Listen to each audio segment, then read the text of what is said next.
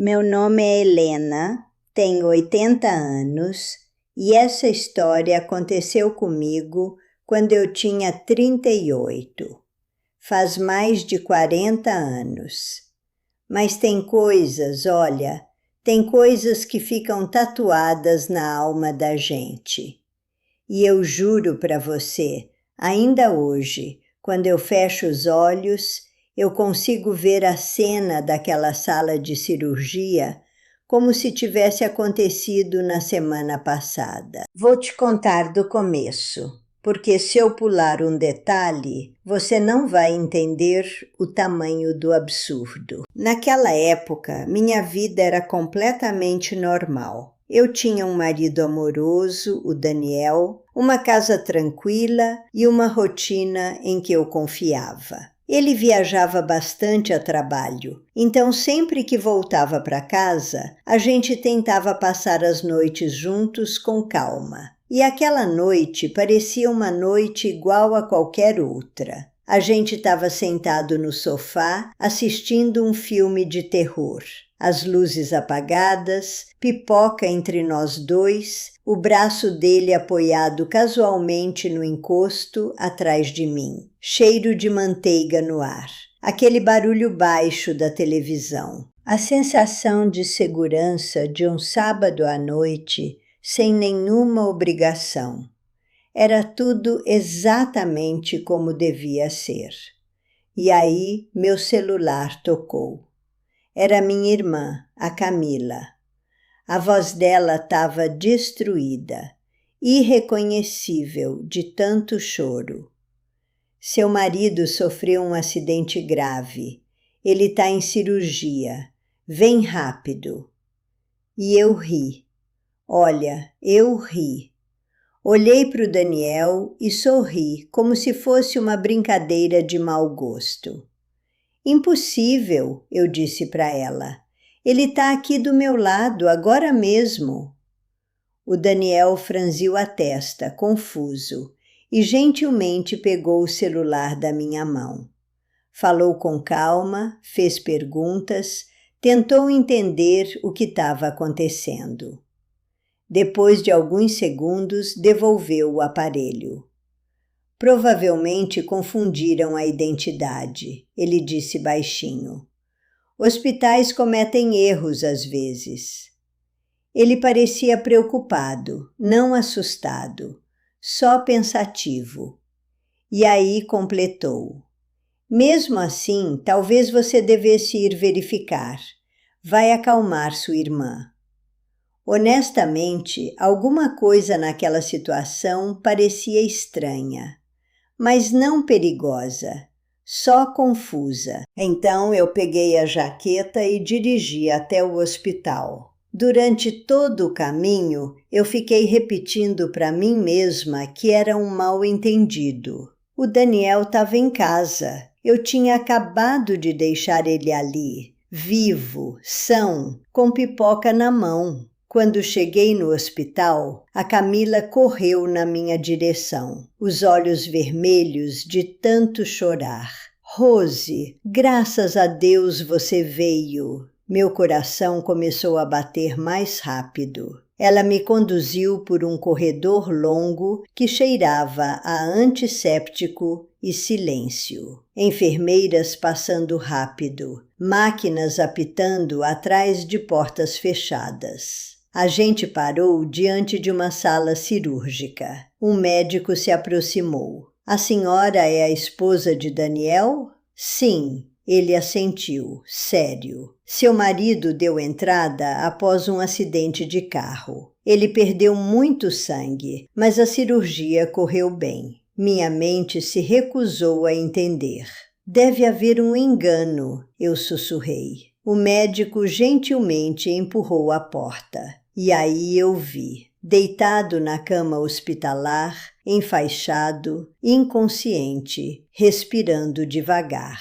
Era o Daniel. O rosto dele, as mãos dele, a aliança de casamento dele. Meus joelhos quase cederam, porque uma hora antes eu tinha deixado meu marido sentado no nosso sofá. E naquele momento eu percebi uma coisa impossível. Eu tinha visto meu marido 2 vezes naquela mesma noite. Espera, vai ficar pior. Minhas mãos começaram a tremer. Olhei da cama hospitalar para minha irmã, esperando que alguém risse e dissesse que era um mal-entendido. Mas ninguém. O médico falou baixinho. Ele está estável agora. A senhora chegou bem a tempo. Eu me aproximei da cama. O homem deitado ali parecia exatamente com o Daniel. A mesma cicatriz perto da sobrancelha, as mesmas mãos, a mesma voz quando ele murmurou fracamente sob a anestesia. O meu nome, Helena. Meu coração parou. Segurei a lateral da cama para me equilibrar.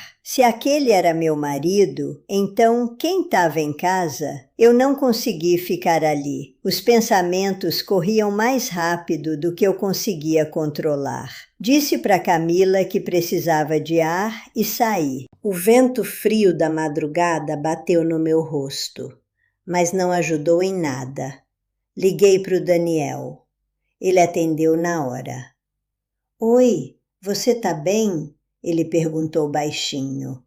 A voz soava normal, quente, familiar. Tô no hospital, eu disse devagar. Eles dizem que você tá aqui. Houve um silêncio curto. E aí ele deu uma risada leve. Tá vendo? Eu te falei que tinha confusão. Você provavelmente encontrou alguém que se parece comigo. A calma dele me fez questionar a mim mesma. Talvez o estresse estivesse me afetando. Talvez eu estivesse exagerando. Mesmo assim, voltei para dentro e fiquei mais 1 hora no hospital, olhando fixamente para o homem inconsciente. Tudo nele parecia real. Por fim, fui para casa.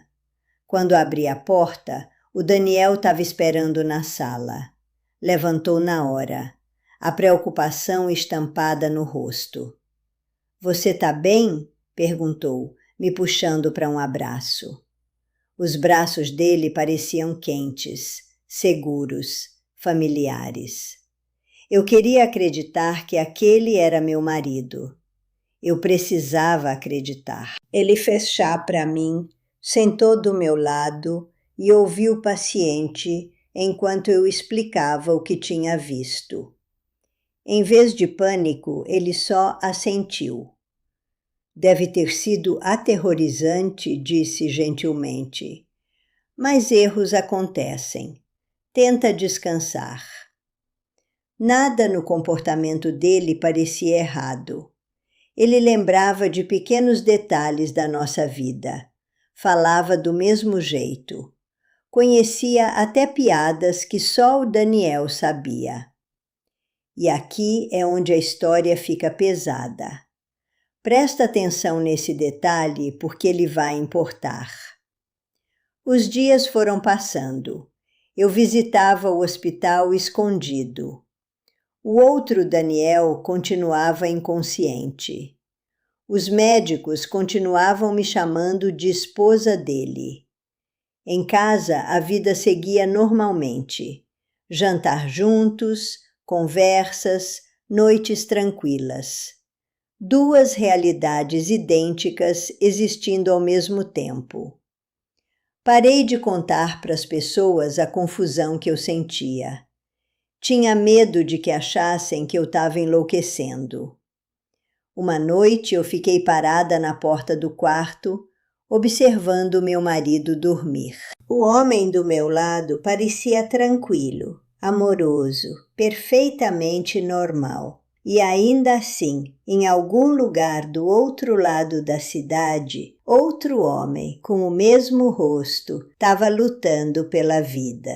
Comecei a notar pequenas coisas, não suspeitas, só diferentes. Pequenas pausas antes de responder perguntas. Momentos em que as expressões dele pareciam ligeiramente estranhas. Mas toda vez que a dúvida aparecia, ele fazia alguma coisa gentil que apagava tudo. Eu me dizia que estava imaginando coisas. Mesmo assim, não conseguia ignorar a pergunta crescendo cada vez mais alta dentro de mim. Quem é o meu verdadeiro marido? Semanas se passaram sem resposta. E aí, numa noite, minha irmã ligou de novo. A voz dela soava diferente dessa vez. Séria, cuidadosa. Helena, acho que encontrei uma coisa que você precisa ver. Naquele momento, eu senti que meu mundo estava prestes a mudar de novo. Ela me disse para ir ao hospital sozinha, sem ninguém, especialmente sem meu marido.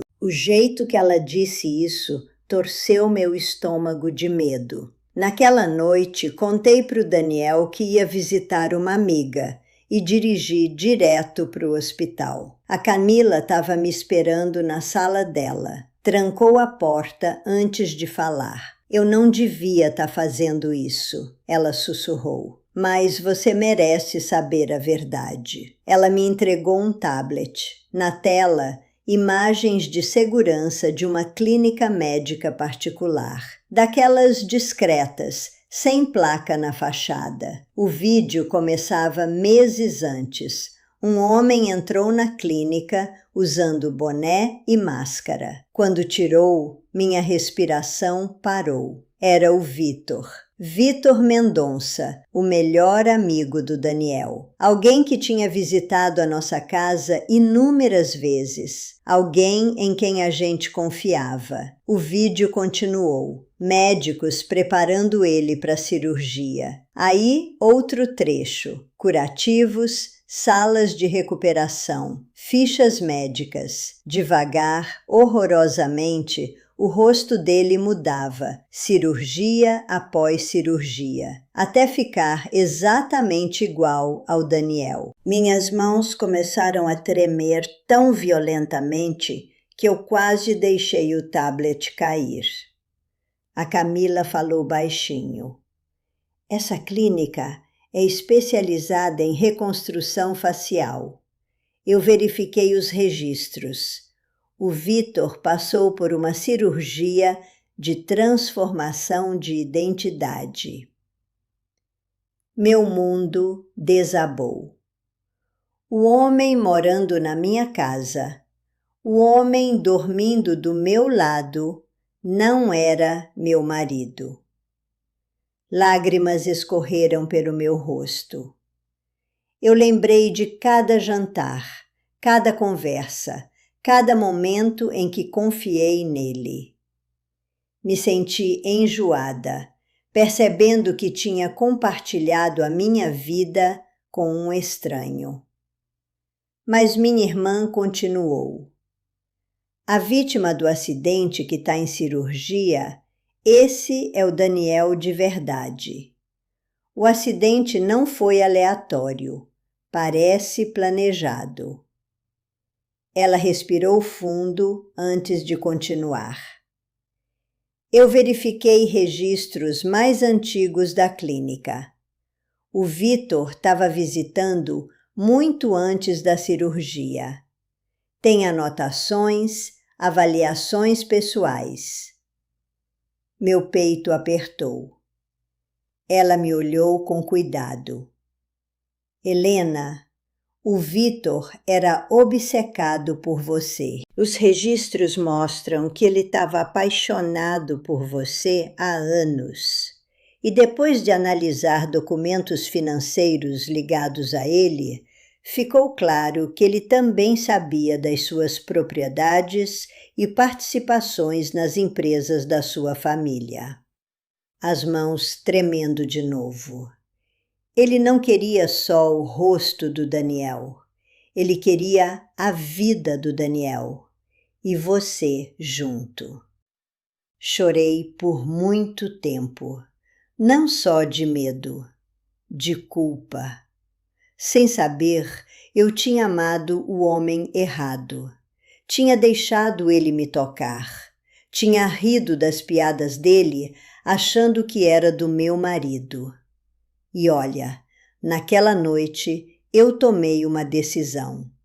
Eu não ia confrontar ele. Ainda não. Em vez disso, voltei para casa e agi normalmente. Sorri, cozinhei o jantar. Conversei como se nada tivesse mudado. Ele nunca desconfiou de nada. Honestamente, foram as semanas mais difíceis da minha vida. Dormir do lado daquele homem, sabendo o que eu sabia, sentindo nojo cada vez que ele encostava em mim. Mas eu sorria, porque eu precisava de tempo.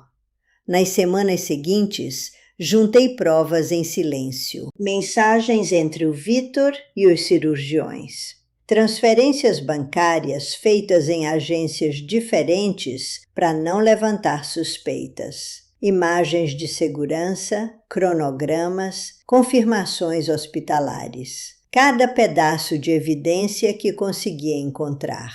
Esperei com paciência. Aí chegou o dia. Ele estava pressionando há semanas por uma reunião jurídica para finalizar uma procuração sobre meus bens. Ele acreditava que o plano dele estava completo. A gente sentou numa sala de reuniões de um escritório de advocacia no centro, com advogados presentes. O Vitor sorria com confiança do meu lado. Os documentos foram colocados na nossa frente. Peguei a caneta, pausei. E aí eu disse, calma, antes de assinar, eu quero que todos assistam uma coisa. A tela atrás da gente se acendeu. O vídeo da cirurgia começou a tocar. O sorriso do Vitor desapareceu na hora. O rosto dele ficou branco. Ele se levantou tentando falar, mas a porta se abriu. Delegados da Polícia Civil entraram na sala. O silêncio foi absoluto. Prova após prova foi apresentada. Fraude de identidade, tentativa de homicídio, usurpação de identidade, manipulação psicológica, estelionato. Ele tentou negar tudo, mas não tinha mais para onde correr. Foi preso naquele mesmo dia. Meses depois, o tribunal proferiu a sentença. Condenação por planejar o acidente do meu marido e por viver sob uma identidade roubada, para me manipular e explorar, além dos crimes contra o patrimônio. O processo foi longo, como todos os processos são no Brasil, mas cada prova que eu tinha guardado em silêncio durante semanas de agonia foi determinante. Quando finalmente visitei o hospital de novo, o Daniel de verdade tinha acordado. Segurei a mão dele e chorei mais do que jamais tinha chorado. Não de medo dessa vez, de alívio, porque depois de semanas de dúvida, eu finalmente sabia quem era meu verdadeiro marido. E o homem que tentou roubar a minha vida perdeu tudo. Hoje, mais de 40 anos depois, o Daniel já se foi. Faleceu de causas naturais há alguns anos. E a gente envelheceu juntos. A gente teve filhos, netos, uma vida inteira pela frente, depois daquele pesadelo. E olha, eu te juro, todo dia eu agradeço por aquela noite no sofá, com a pipoca, com um filme de terror, ter sido o começo do fim daquela história. Porque se eu tivesse ignorado a ligação da minha irmã, se eu tivesse acreditado no homem do sofá, eu teria perdido o Daniel para sempre. E nunca teria sabido a diferença.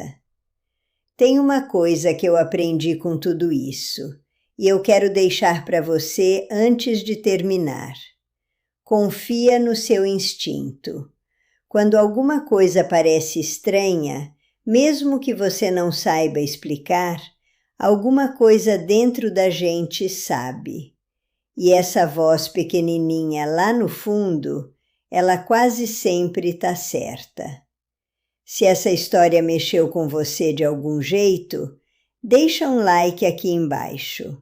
Sério, isso me ajuda muito mais do que você imagina a continuar trazendo essas histórias da minha vida para vocês. E me conta nos comentários, você teria notado as pequenas diferenças? Você acha que teria conseguido fingir normalidade durante semanas para juntar as provas, como eu fiz? Porque eu, sinceramente, ainda hoje não sei como eu consegui. Se você chegou até aqui, se inscreve no canal. Toda semana eu venho contar uma dessas histórias da minha vida. E tem algumas que são ainda mais pesadas que essa. Eu leio cada comentário, viu? Se você já passou por algo parecido ou conhece alguém que passou, eu quero muito ouvir a sua história também.